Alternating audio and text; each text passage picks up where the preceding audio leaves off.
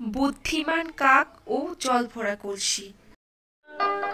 বড় একটা মাঠ, মাঠের ওপারে ঘন বন।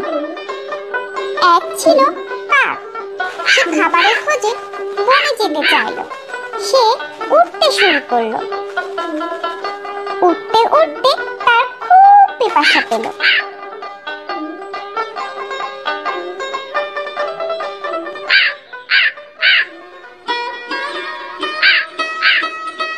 সে এদিক ওদিক তাকালো পানির খোঁজে। তখন একটা কলসি পড়লো তার চোখে।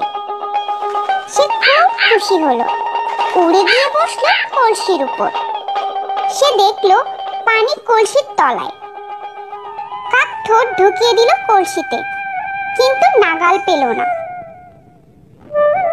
কাক তখন কলসিটাকে কাত করতে চাইল, কিন্তু পারল না। তাই পানিও খাওয়া হলো না। তার খুব দুঃখ হলো।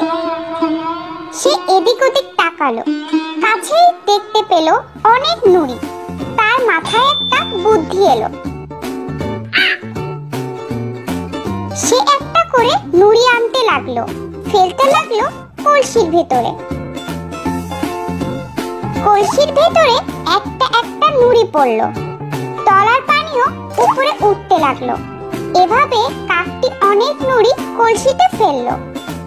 এক সময় পানি কলসির মুখে উঠে এলো।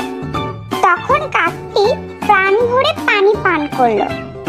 তার পিপাসা মিটলো। কাক খুশি মনে ডানা ঝাড়া দিল।